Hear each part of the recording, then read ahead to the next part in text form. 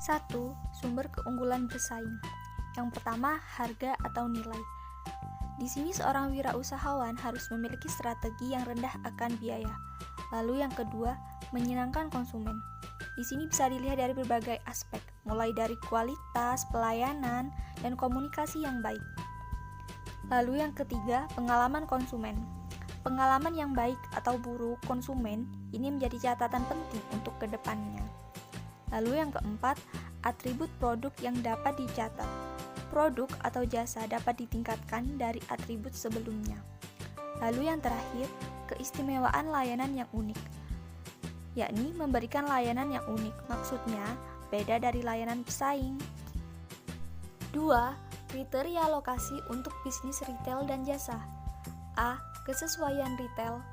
B. Tingkat persaingan. Bisa dilihat dari ukuran, lokasi, dan aktivitas bisnis pesaing yang berpengaruh. C. Indeks kejenuhan retail, yakni mempertimbangkan jumlah pelanggan atau intensitas persaingan di suatu daerah. D. Hukum Rayleigh mengenai gravitasi retail, yakni analogi gravitasi untuk memperkirakan tingkat kemenarikan suatu bisnis. E. Jaringan transportasi, yakni mencakup rute jalan raya dan jalan biasa. F. Hambatan fisik, rasial atau emosional. G. Hambatan politis. H. Lalu lintas pelanggan. I. Ketersediaan tempat parkir yang memadai. J. Reputasi. K. Ruang untuk perluasan. L. Visibilitas. 3. Lokasi usaha. Lokasi usaha yang ideal untuk bisnis retail atau jasa. A.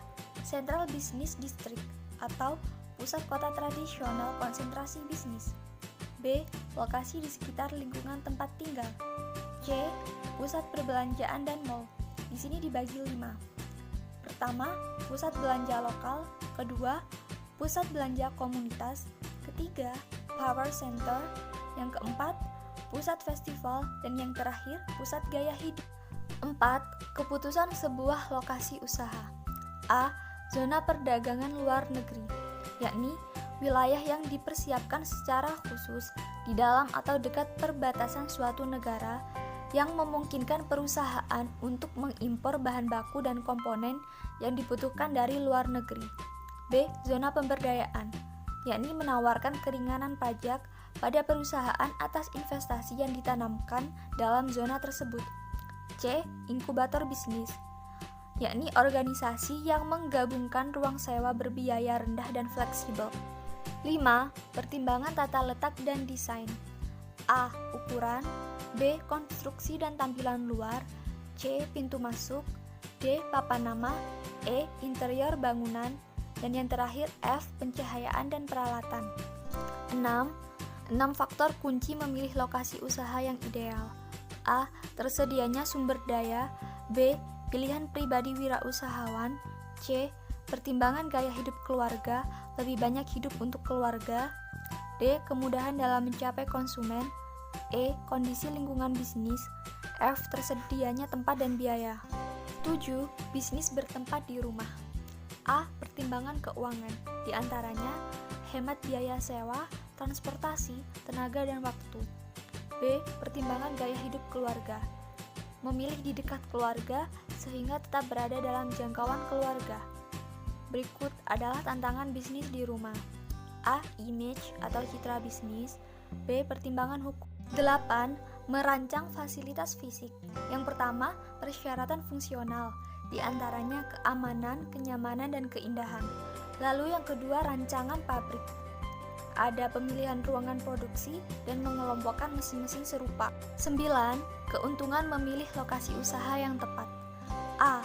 Melayani konsumen dengan memuaskan. B. Mendapatkan bahan mentah yang cukup.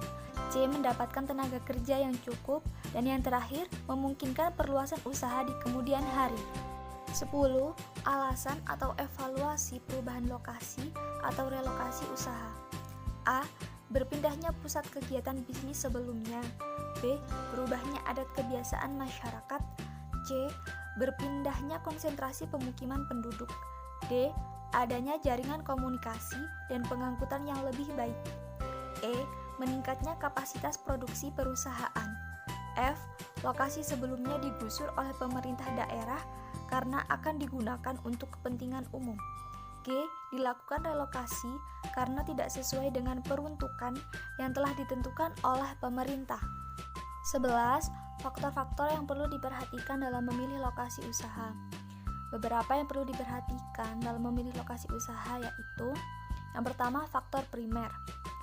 Di antaranya A. Letak pasar, B. Letak sumber bahan baku, C. Ketersediaan tenaga kerja, D. Ketersediaan tenaga listrik, E. Ketersediaan air, F. Fasilitas pengangkutan. Lalu yang kedua, faktor sekunder, yang terdiri dari A. Fasilitas perumahan, pendidikan dan telekomunikasi, B. Pelayanan kesehatan dan keamanan, C. Peraturan pemerintah daerah setempat, D. Sikap masyarakat, E. Peraturan lingkungan hidup, F. Biaya atau izin mendirikan bangunan, G. Tempat parkir, H. Saluran pembuangan limbah, I. Kemungkinan perluasan, C. Karakteristik tanah, K. Lebar jalan.